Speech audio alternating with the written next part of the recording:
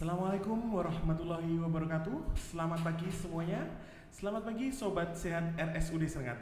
Kembali lagi di live podcast RSUD Serengat Kabupaten Blitar, di mana kita di sini akan membahas isu-isu menarik, faktual dan terkini, pastinya dengan narasumber yang super dengan Dr. Agus kali ini. Kita akan membahas terkait COVID-19 naik lagi.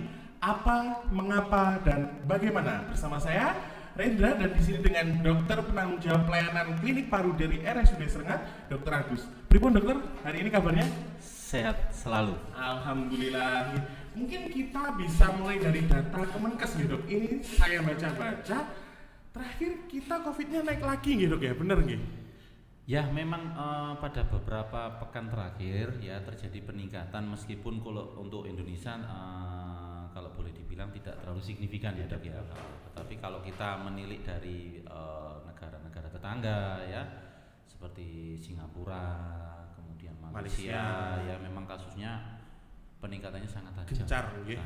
Ini saya kalau tidak salah sempat membaca dari akun dari internet dari Kemenkes, itu per hari ini 2.886 kasus aktif, dan untuk confirm harian terbaru yaitu 486, untuk pasien sembuh 144 dan pasien meninggal dunia 4 orang. Ini per 20 Desember 2023. Mungkin dari Kemenkes memang masih dituliskan kalau peningkatan COVID di Indonesia memang masih dalam relatif signifikan dan terkendali. Tetapi pesan dari Bapak Menteri juga kalau memang kita harus waspada gitu, karena musimnya juga tidak enak, penghujan kering dan juga ini musim COVID. Mungkin bisa dibahas lagi dokter, sebenarnya apa sih COVID itu? Ya baik, terima kasih Dr. Endra, terima kasih para pendengar sekalian ya. Jadi pada prinsipnya memang benar yang disampaikan Dr. Endra tadi. Jadi di Indonesia mulai ada peningkatan, meskipun itu masih dalam ring yang terkendali. Jadi kalau kita sedikit flashback ya, jadi sedikit pengingat ke belakang, COVID-19 ya, jadi coronavirus disease yang pada saat itu di Indonesia pertama kali ditemukan tahun 2019 ya, makanya disebut COVID-19 yang notabene mewabah ya. Jadi waktu itu terjadi peningkatan kasus yang sangat-sangat menggila gitu kan. Jadi kasusnya sangat banyak, kemudian angka kesakitan dan tanda kutip kematiannya juga sangat tinggi waktu itu ya. Lah, tidak hanya di Indonesia Dr. Endra ya, jadi waktu itu memang di global, di seluruh dunia yang sampai benar-benar pandemi ya merubah semua sistem ya. Jadi semua sistem termasuk transportasi ya, termasuk ekonomi ya, termasuk pekerjaan ya.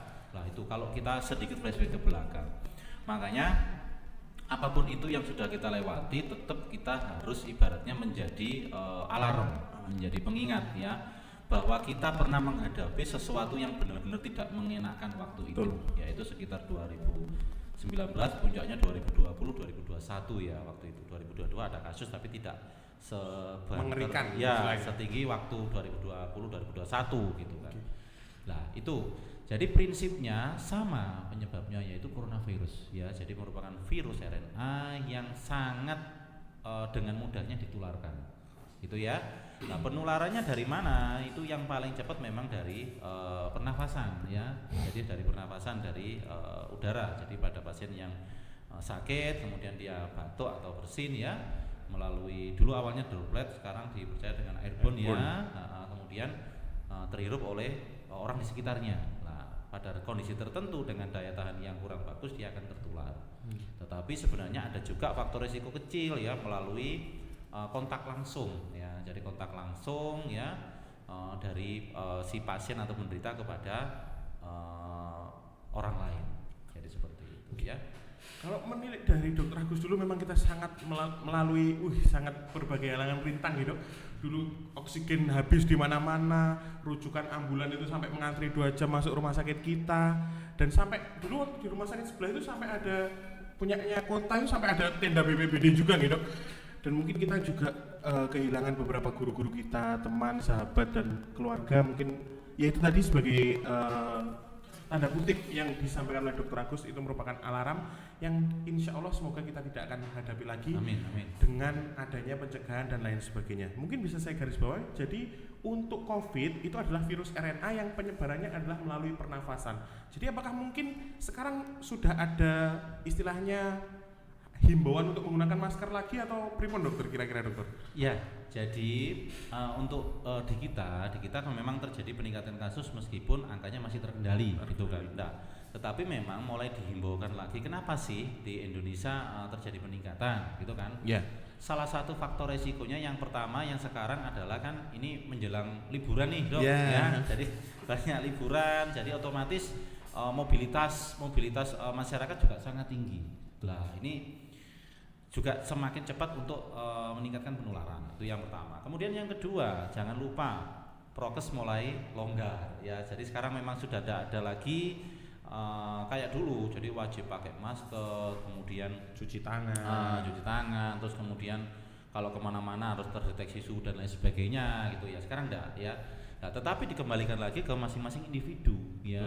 Kalau memang kita merasa kurang sehat ya, dengan kondisi yang sekarang ibaratnya lagi kondisi batuk pilek atau kondisi kurang fit ya, ya seyogyanya memang tetap berperilaku hidup bersih dan sehat dok ya, menggunakan masker, cuci tangan gitu kan, kalau perlu dengan suplemen multivitamin. Ya, kalau memang kita merasa nggak enak badan ya pergi untuk berobat atau periksa untuk memastikan bahwa kita terbebas atau bukan COVID, jadi seperti itu ya. Terus kemudian yang ketiga juga masalah kekebalan dok ya. Jadi kekebalan itu apa? Kekebalan bisa aktif pasif ya. Dulu waktu awal-awal kan ada vaksin. Betul. Vaksin kan vaksin tahap 1 wah diwajibkan ya. Jadi makanya angka cakupan untuk mendapatkan vaksin tinggi ya, sampai mungkin loh ya di atas 80% waktu itu. Karena kan syarat untuk berkendara dan lain sebagainya kan harus vaksin ya. Betul. Tetapi untuk booster ya, untuk yang kedua dan ketiga itu memang cakupannya lebih rendah. Kalau saya melihat data itu untuk yang kedua mungkin sekitar rendah sampai 3 juta. 3 atau 4 juta gitu ya. Selanjutnya ya lebih turun lagi untuk yang ketiga lah. Inilah yang menyebabkan apa, daya tahan kita sebagai human, sebagai host untuk resiko tertularnya itu turun. Ya, apalagi kan kita vaksin sudah lama nih, sudah lebih dari 12 bulan, jadi lebih dari 6 atau 12 bulan, berarti lebih dari 1 tahun itu nanti daya tahan sudah mulai turun. Nah, itulah yang resiko kenapa angka COVID sekarang lebih naik lagi. Terus ditambah satu lagi dong. Oh iya. Dari beberapa kasus yang sudah ada kan dilakukan pemeriksaan lanjutan, sequencing gitu kan. Jadi tidak hanya mendiagnostik tetapi dilakukan lanjutan. Nah, memang didapatkan memang sudah ada mutasi lagi yang sekarang ya. Jadi dulu yang terakhir kan Omikron nih. Omikron sekarang sudah mulai turun. Iya, sudah mulai mengembang lagi, mulai dari SBB dan sebagainya, ada turunannya lagi. Tetapi kalau boleh dibilang untuk virulensi atau keganasannya memang enggak terlalu tinggi. Ya, tetapi angka penularannya juga masih cukup tinggi. Jadi mungkin itu ya. Mungkin berarti yang bisa digarisbawahi mungkin untuk musim liburan, apalagi dengan bunda-bunda dan ayah-ayah yang memiliki anak kecil atau anak-anak yang risiko rentan, jadi mungkin bisa diperhatikan terkait prokesnya, terkait kondisi tubuhnya, jadi tidak perlu memaksakan untuk liburan, yang penting aman dan sehat dulu nggih dokter nggih. Untuk kekebalan, apa saya dulu pernah dengar dok, kalau vaksin itu sebenarnya vaksin yang baik itu vaksin yang tersedia, betul nggih dok? Betul. Jadi kalau ada mungkin bapak ibu atau rekan-rekan sobat sehat semuanya yang mendengarkan podcast ini belum ada vaksin, belum pernah vaksin atau belum pernah booster, sesegera mungkin untuk mencari dan mencari tahu di mana sih sebenarnya center-center yang sedang mengadakan vaksinasi dan segera dikejar supaya kekebalan tubuhnya juga meningkat lagi. Mungkin bagi kita para nakes juga harapannya masih ada lagi dok ya, vaksin-vaksin untuk booster lagi kan gitu. Ya betul, jadi prinsipnya untuk vaksin apa yang ada itulah yang diambil. Itu ya, karena apa? Tujuannya sama kan, untuk mendapatkan imunitas ya. Terutama kalau boleh dibilang lini terdepan ya, siapa yang nakes kan, yang tiap hari bertemu dengan pasien. Ya. Yang kemudian yang kedua yang harus diprioritaskan lagi siapa ya, pasien atau orang-orang dengan daya tahan atau kondisi yang imunokompromis ya. Imunokompromis itu bisa usia lanjut, okay. Pada pasien-pasien dengan penderita penyakit kronis ya seperti diabetes, darah tinggi gitu nggih. Kemudian pada pasien-pasien yang memang ada gangguan imunitas ya, pada pasien HIV ya, kemudian pada pasien-pasien dengan onkologi atau tumor menjalankan kemoterapi ya, atau memang ada gangguan imunitas yang lain. Nah, itu yang harusnya memang bisa mendapatkan imunisasi tambahan. Prioritas. Harapannya apa? Harapannya yang paling penting ya dia tidak tertular. Ataupun tertular dia tidak menyebabkan gejala yang serius pada pasien atau penderita tersebut gitu ya. Jadi itu kembali saya ingatkan, jadi teman-teman sobat sehat yang sekiranya sedang merawat orang tuanya, kita marilah aktif kembali sebelum terjadi seperti hal-hal yang tidak diinginkan pada tahun-tahun sebelumnya. Jadi kalau mungkin terlihat klise gitu, mencegah lebih baik daripada mengobati. Jadi sebisa mungkin teman-teman untuk aktif sehingga kita bisa melindungi keluarga kita sendiri, sehingga tidak menyebabkan untuk terjadinya wabah yang semengerikan tersebut. Ngaten nggih, Dok? Iya, betul. Untuk selanjutnya, Dokter, mengapa COVID-19 itu masih menjadi ancaman gitu, Dok, di negara-negara tetangga atau semoga nggih tidak sampai di negara kita? Mungkin bisa dijelaskan. Ya, jadi gini. Untuk ini yang ada sekarang memang angka penularannya memang masih cukup tinggi. Ya, masih cukup tinggi meskipun angka kesakitannya turun ya. Jadi angka kesakitannya, tetapi dalam tanda kutip dia akan berbahaya atau akan menyebabkan kesakitan yang serius pada beberapa kondisi yang saya sebutkan tadi. Ya, jadi kalau dia seandainya tertular atau orangnya masih muda atau kondisinya fit atau daya tahannya masih bagus, mungkin gejalanya masih ringan gitu kan. Tetapi beda cerita kalau itu yang tertular adalah orang-orang yang usia lanjut ya, dengan gangguan atau penyakit yang kronis, dengan pasien-pasien imunokompromis. Lah itu akan menyebabkan gejala atau gangguan paru yang lebih serius gitu ya. Bahkan tanda kutip bisa sampai meninggal dunia gitu kan. Nah, makanya yang tidak kita harapkan yang hal yang itu tadi ya.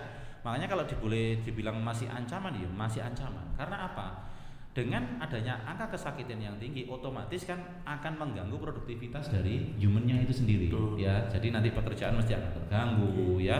Kalau pekerjaan terganggu, otomatis penghasilan kan juga akan terganggu. Jadi seperti itu ya. Nah, inilah yang tidak kita harapkan. Makanya kan mencegah lebih baik daripada mengobati, kan itu yang utama. Makanya itu tadi ya. Jadi mulai dari perilaku hidup bersih dan sehat ya, kemudian patuhi prokes. Jadi kalau seandainya di sekelilingnya memang dirasa tidak nyaman atau banyak orang batuk atau ruangnya tertutup, ya pakai masker ya. Terus kemudian cuci tangan sebelum makan atau sebelum megang sesuatu yang dikira-kira beresiko juga seperti itu ya. Memang nikmat yang paling utama itu nikmat sehat gitu, Bang. Nikmat sehat. Dan sehat itu adalah yang mahal sekali harganya. Luar biasa. Mungkin sering dulu kita melayani pasien, terus loh, ibu saya kan tidak kemana-mana, ayah saya tidak kemana-mana, tidak mungkin ini tertular COVID. Nah itu tadi mungkin yang bisa dijelaskan oleh Dr. Agus, mobilitas. Mungkin orang-orang yang masih muda seperti kita itu, naudzubillah, kalau sedang terjangkit kita tidak merasakan tulang membawa virus tersebut, begitu nggih, Dok? Betul. Jadi yang lebih berbahaya yaitu tadi apabila sedang merawat orang tua, pasien dengan imun yang rendah atau anak-anak, ya kita sendiri yang harus membatasi. Bukan menjadi alasan kalau mereka kan di rumah tidak mungkin tertular. Nah kita yang sedang bekerja mungkin saja bisa membawakan virus tersebut, gitu, Dok? Betul. Jadi mobilitas, prokes dan PHBS tetap harus digalakkan. Betul. Ya. Jadi memang banyak dulu waktu masih stigma. Ya, kasusnya tinggi loh. Orang tua saya itu tidak pernah kemana-mana, gitu kan? Kok datang ke rumah sakit di-COVID-kan? Ya. Ya, jadi memang stigma seperti itu kadang-kadang masih muncul ya. Jadi mereka lupa bahwa ada istilahnya karier. Jadi orang yang membawa kuman dia tidak bergejala, lah, tetapi bisa menularkan. Lah ini yang bahayanya siapa? Ya beliau-beliau atau penderita yang beresiko tinggi yang di rumah itu yang beresiko, yang bahaya ya. Bahkan yang sekarang oleh WHO kriterianya sudah ganti lagi, Dok. Kalau dulu kan ada ringan, sedang, berat, sangat berat. Sekarang sudah dibagi menjadi 3, yaitu ringan, berat, dan kritis ya. Jadi kriterianya yang sedang sudah dipangkas dari ringan. Nah, ringan itu tapi nanti ada resiko rendah, sedang, sama resiko tinggi ya. Tetapi harapannya jangan sampai ke berat dan kritis ya. Kalau yang sudah kritis inilah ya yang kalau di kita kemarin yang sampai ICU penuh ya karena harus membutuhkan alat bantu bantu nafas ya, kemudian dengan perawatan yang lama ya. Jadi perawatan di rumah sakit yang lama, sementara pasien-pasien yang lain harus menunggu dan lain sebagainya. Inilah jangan sampai kita jatuh di berat atau kritis. Makanya tetap harus menjaga beliau-beliau yang kondisi-kondisi yang lemah ini tadi. Ya. Mobilitasnya dijaga, prokesnya dijaga. Harapannya apa? Begitu berkunjung atau pulang kondisinya sehat. Dalam kondisi bersih dan sehat. Jadi tidak membawa kuman, tidak menulari beliau-beliau yang ada di rumah, terutama yang sudah kondisi sudah tua tadi. Ya, perlu diingat mungkin bisa kembali mereview, melihat YouTube yang ada terkait bagaimana cara cuci tangan yang benar, bagaimana prokes yang benar, bagaimana mencari atau mencegah mobilisasi yang berlebihan. Semoga kita dapat melindungi keluarga kita tercinta. Lalu selanjutnya dokter, apakah bagaimana kondisi tubuh yang bagaimana yang istilahnya bisa menjaga kita untuk tidak terkena COVID-19? Ya, jadi prinsipnya kembali lagi ke penyebabnya ya viral ya. Jadi virus itu masuk kalau kondisi kita bagus ya, daya tahan kita bagus, tubuh kita lah yang sebagai barrier utama menyerang gitu kan. Ditambah lagi kalau semisal memang sistem pertahanan dari imunitas kita bagus ya, vaksinnya juga oke, harapannya itu tadi kita ndak tertular atau tertular tapi ringan atau tanpa bergejala betul. Ya, itu harapannya ya. Jadi tetap tidak mengganggu produktivitas ya. Nah, tetapi sekali lagi kita kan memang tidak selalu di kondisi yang prima ini. Nah, resikonya kan kadang-kadang namanya orang bekerja kan mesti capek atau lembur, kurang istirahat dan sebagainya lah. Di saat kita kondisi jatuh inilah yang beresiko untuk kuman masuk atau meningkatkan gejala di masing-masing kita. Jadi pentingnya kita bisa memahami kondisi tubuh kita sendiri nih dok. Misal sudah tidak enak badan, semakin lemes, ya berobat atau dengan mencegahnya berarti rutin berolahraga seperti itu gitu dok, untuk makan makanan sehat atau kalau diperlukan multivitamin seperti itu. Mungkin ada lagi pesan atau yang bisa disampaikan nih dok kepada sobat sehat di RSUD Serengat ini, apa saja mungkin kiat-kiat tips and trick, monggo. Sebenarnya apa yang penting untuk disampaikan kepada masyarakat, harapannya ya ini bisa membantu kita mencegah untuk tidak mengulangi kondisi pandemi yang sangat mengerikan tersebut. Ya, jadi sedikit saja saya flashbackkan. Jadi untuk saat ini memang gejala COVID ini kalau boleh dibilang hampir-hampir mirip dengan gejala flu pada umumnya. Ya, jadi batuk pilek, nyeri telan, terus gergesi ya, demam ya. Kadang-kadang ada sedikit ini ya penghilangan dari penciuman atau indera perasa itu ya. Tapi itu pun sedikit membaur dengan kondisi flu pada umumnya ya. Kalau dari saya tetap yang utama adalah menjaga kondisi badan ya. Menjaga kondisi badan itu apa? Yang menjaga pola hidup bersih dan sehat gitu kan. Jadi istirahat cukup, makan bergizi ya, nutrisi yang baik, kemudian jangan lupa prokesnya ya. Jadi kalau memang dirasa kita ke ruang tertutup atau kondisi memang di situ banyak orang yang batuk ya kita pakai masker. Ataupun sebaliknya, kalau kita kurang enak badan atau ada keluhan di batuk ya kita pakai masker. Tahu diri insyaallah. Ya. Kemudian berobat. Kalau memang kita kondisi kurang bagus, kurang fit, berobat ke fasilitas kesehatan yang terdekat ya. Jadi untuk memastikan bahwa kita aman-aman saja gitu kan. Kemudian yang ketiga, bila dirasa memang vaksinnya kurang, ya dilakukan penambahan vaksinasi untuk COVID-19.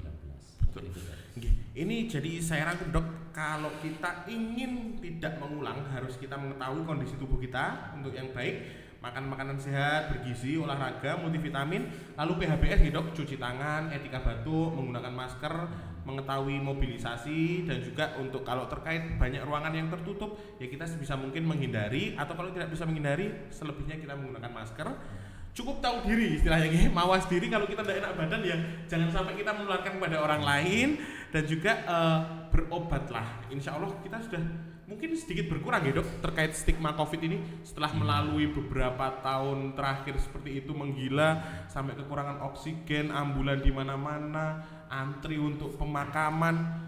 Jadi mungkin harusnya sih stigma harusnya sudah turun dok ya kalau terkait vaksin itu sakit itu ya enggak apa-apa, yang penting kita tidak sampai sakit di kritis dan juga tidak mengularkan kepada orang lain. Yang terakhir yaitu vaksinasi.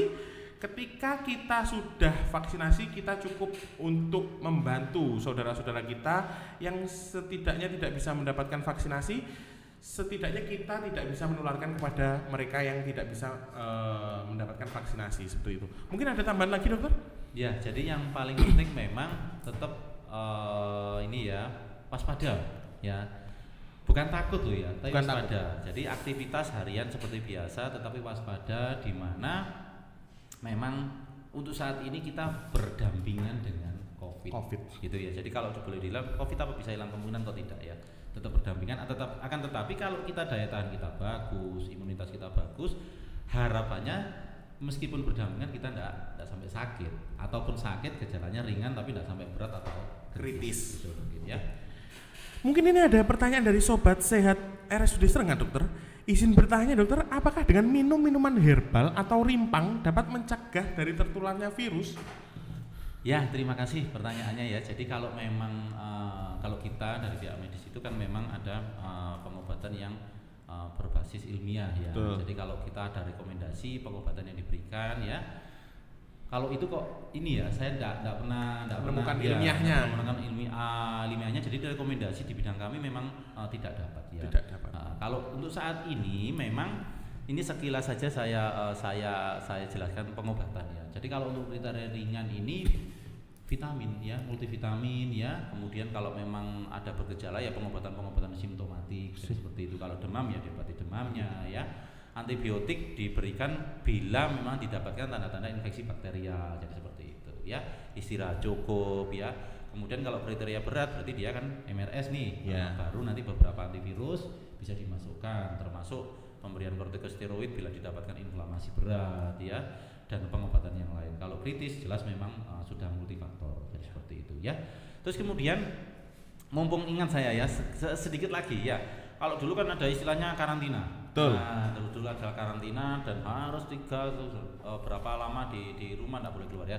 Kalau sekarang memang istilahnya lebih longgar ya. Jadi kalau karantina bolehlah kita 3-5 hari dari terdeteksi pertama. Jadi seandainya sakit hari ini PCR positif ya, paling enggak 3 atau 5 hari sudah bisa aktivitas pada umumnya. Ya. Mungkin seperti itu. Jadi enggak harus 1 minggu atau dulu awal-awal kan sampai 2 minggu. Jadi seperti itu. Enggak ya. Tetapi kita harus mawas diri juga. Kalau memang kita kondisinya belum fit ya memang harusnya tetap stay di rumah dulu. Kalau memang sudah fit, sudah oke, baru beraktivitas. Mungkin seperti itu. Mungkin ini juga catatan kepada sobat sehat semuanya bahwa yang kita perlukan sebagai masyarakat awam pada umumnya, kita cuma bisa mendapatkan multivitamin dan terapi-terapi simptomatis gitu dok, seperti anti demam, kalau batuk juga berobat. Kita tidak perlu latah kayak seperti yang tahun-tahun sebelumnya, antivirus di mana-mana habis, antibiotik di mana-mana habis. Ya, ini kita cukup mengingatkan kembali, itu sudah punya ranahnya masing-masing. Mungkin kalau nanti bergejala, monggo langsung bertemu dengan Dokter Agus. Insya Allah nanti diarahkan, diberikan pengobatan atau terapi yang sekiranya tepat dan cepat. Jadi istilahnya bukan yang langsung, oh ini aku gejalanya sakit ini, beli antivirus sendiri. Oh aku sakit ini, beli antibiotik sendiri. Itu kita rasa mungkin lebih tidak rasional gitu, malah eman-eman tubuhnya. Jadi kalau sudah bergejala, mending langsung bertemu dengan para dokter, para tenaga kesehatan untuk mendapatkan advice atau mendapatkan himbauan atau pantauan seperti itu. Dan juga terkait karantina, meskipun ini sudah relatif lebih longgar, setidaknya kita itu tadi mawas diri. Sekiranya kita masih belum fit beneran ya tidak perlu untuk keluar rumah dan bersosialisasi terlalu berat. Ini juga ada pertanyaan lagi dokter. Ketika kita sudah naik lagi ini angkanya, apakah kita perlu vaksin booster? Mungkin ada peraturan terbaru dok, harus vaksin booster 1, 2, 3, 4 dan seterusnya, atau masih mengikuti peraturan yang lampau dokter? Ya, jadi terima kasih pertanyaannya. Jadi untuk saat ini memang belum ada anjuran khusus untuk vaksin ya, belum terkait sasaran atau terkait jenis dan lain sebagainya ya. Tapi kalau saya prinsipnya kalau kita berpegangan pada aturan WHO ya, apa yang ada sekarang ambil. Itu ya, dengan periode kan vaksin itu kan yang sebelumnya bertahan dia 6 sampai 12 bulan gitu kan. Mungkin ada yang lebih dari itu ya. Tetapi kalau dirasa kita memang sudah lebih dari itu, periode itu udah ambil aja. Kan tujuannya untuk kebaikan kita sendiri ya. Jadi untuk kebaikan kita sendiri. Jadi bukan berpedoman lagi pada ibaratnya booster 1, 2, apa yang ada ambil aja. Meskipun dengan orang-orang yang sudah melakukan booster 2 apakah bisa untuk mendapatkan booster ketiganya gitu? Monggo silakan kalau memang periodenya sudah itu tadi. Sudah lewat lebih dari 12 bulan. Sudah 12 bulan gitu. Apalagi tanda kutip yang beresiko tinggi tadi. Betul. Ya, jadi nakes atau pada kondisi-kondisi orang tertentu ya itu monggo. Kalau saran saya memperbaiki kondisi kita. Iya. Ya. Jadi untuk mendapatkan imunitas yang lebih terhadap COVID itu tadi. Jadi setidaknya kalau ada informasi terkait vaksinasi COVID dengan kita kondisinya lagi fit, baik langsung ambil saja gitu dok. Yang tersedia itu yang baik pokoknya gitu. Itu yang baik. Siap. Ini ada lagi dokter pertanyaan. Dok izin bertanya dari Mbak atau Mas ini Oyut Kira. Untuk flu biasa kok rasanya juga ada rasa nyeri ya dok? Dan sembuhnya juga lama. Apakah ini juga juga masuk COVID-19 juga? Terima kasih dokter. Mungkin nyeri tenggorokan yang dimaksud nggih. Iya. Jadi seperti yang saya sampaikan sebelumnya, memang gejalanya yang sekarang itu memang flu-like syndrome ya. Jadi hampir-hampir sama. Mirip. Iya, ya. Ya, jadi ada demam, nyeri telan, batuk pilek. Jadi karena apa? Kan memang daya tahan kita masih bagus ya. Jadi dia gejalanya ringan ya. Tapi kalau untuk memastikan bahwa itu COVID ya atau bukan ya memang dilakukan swab PCR untuk menentukan bahwa itu COVID atau bukan ya. Nah kalau saran saya memang kalau kita bergejala baik itu batuk atau pilek, monggo periksa dulu ke fasilitas kesehatan terdekat. Jadi untuk memastikan bahwa kita kondisinya baik, itu kan. Nah di fasilitas kesehatan kan pasti nanti diperiksa tanda-tanda vital, tensi, saturasi. Nah, dari situ kan bisa lihat oke lah ini sakit tapi kondisinya masih aman dan harus istirahat dengan pemberian multivitamin dan sebagainya. Mungkin itu poinnya ya. Jadi kalau untuk Bapak Ibu yang merasakan flu-like syndrome atau gejala yang mirip flu, yaitu tadi demam, batuk pilek, meriang, tidak enak badan, nafsu makan turun, mungkin bisa langsung menuju ke fasilitas kesehatan terdekat. Tidak perlu latah, tidak perlu takut. Kita bersama-sama bergotong royong supaya kita tidak mengulangi kejadian yang seperti dulu, yaitu mengalami wabah yang sedemikian rupa menyeramkan. Semoga kita terhindar dari tersebut. Mungkin dari YouTube hanya sekian dokter pertanyaannya. Mungkin bisa saya simpulkan, mungkin nanti di akhir bisa jenengan tambahkan terkait apa yang mungkin masih terlewat atau ada hal yang ingin ditekankan kembali. Jadi virus COVID atau sakit COVID-19 itu ditularkan lewat virus. Jadi kalau tidak perlu latah untuk antibiotik karena ini adalah virus, penyebabnya virus bukan bakteri, sedangkan antibiotik adalah untuk penyakit-penyakit yang disebabkan oleh bakteri. Penularannya terbanyak melalui airborne atau percikan udara, jadi batuk, bersin. Oleh karena itu tadi sudah diingatkan oleh Dr. Agus untuk menjaga prokes dan juga PHBS atau hidup bersih dan sehat. Jadi sebisa mungkin menggunakan masker, mencuci tangan, makanan-makanan sehat dan bergizi, multivitamin, berolahraga dan istirahat secukupnya, dan juga mencegah untuk terjadinya mobilisasi yang berlebihan. Jika sudah sakit, langsung bertemu atau menuju ke fasilitas kesehatan, tidak perlu latah, tidak perlu takut. Karena yang kita harapkan adalah semuanya terjaga dengan baik. Jadi yang mungkin yang bisa disiapkan saat ini adalah multivitamin dan juga obat-obatan simptomatis seperti penurun panas, pereda batuk, pereda pilek. Tidak perlu untuk langsung pembelikan antibiotik atau antivirus. Untuk hal-hal tersebut nanti bisa langsung dikonsultasikan ke Dr. Agus. Insya Allah beliau siap sedia di Rumah Sakit RSUD Serengat ini setiap hari insya Allah ada di klinik paru nih dok. Jadi kalau ada hal-hal yang tersebut kita harus mencari tahu terlebih penyebabnya apa, baru kita mendapatkan terapi yang baik. Tidak perlu untuk langsung membeli dan ketakutan seperti periode-periode sebelumnya. Dan yang terakhir, kita juga mendoakan kepada para pendengar dan seluruh masyarakat di Indonesia maupun dunia, semoga kita sama-sama terhindar dari wabah yang menyeramkan seperti yang dahulu kala terjadi dengan cara yaitu tadi mencegah dan meningkatkan kekebalan tubuh dan juga vaksinasi. Mungkin ada yang ditambahkan lagi dokter? Ya, terima kasih Dokter Hendra. Jadi saya rasa sudah cukup lengkap ya. Jadi kalau dari saya pesan terakhir Ya, mencegah lebih baik daripada mengobati. Betul. Ya. Sehat itu mahal. Ya, sehat itu mahal semuanya ya. Iya. Jadi apapun itu mencegah lebih baik daripada mengobati ya. Ingat sehat, ingat RSUD Serengat. Ya. Cepat, tepat, ramah. Ramah. Oke. Mungkin itu New Dokter, kita sudah menuju di penghujung acara. Kembali saya ingatkan bahwa RSUD Serengat saat ini sudah memiliki fasilitas yang cukup lengkap, mungkin yang utama di daerah Blitar Barat. Di RSUD Serengat sudah memiliki klinik spesialis kandungan, spesialis bedah, penyakit dalam, spesialis mata, spesialis paru dengan Dr. Agus, spesialis gigi dan mulut, spesialis anak, spesialis bedah anak, spesialis ortopedi atau bedah tulang, spesialis jantung dan pembuluh darah, spesialis neurologi, spesialis kulit dan kelamin serta estetika, spesialis anestesi, radiologi dan patologi klinik, serta klinik psikologi, klinik gizi, klinik rehab medik, layanan IGD 24 jam, layanan farmasi 24 jam, layanan instalasi radiologi 24 jam, instalasi laboratorium medik 24 jam, serta layanan ambulan 24 jam. Serta yang terbaru adalah instalasi BDRS. Kami juga melayani dari pasien-pasien BPJS Ketenagakerjaan, Jasa Raharja, dan juga pelayanan umum. Saatnya kami undur diri. Mungkin ini yang bisa saya sampaikan. Apabila ada kata atau tindakan yang kurang berkenan, saya pribadi mohon maaf. Dan juga mungkin kita bisa bertemu di acara live podcast selanjutnya. Mungkin seperti itu, Dokter. Terima kasih Dokter Hendra. Nggih. Mungkin seperti itu. Wassalamualaikum warahmatullahi wabarakatuh. Tidak lupa kami ucapkan RSUD Serengat cetar, cepat, tepat, ramah. Ingat sehat, ingat RSUD Serengat. Sampai jumpa di live podcast RSUD Serengat selanjutnya.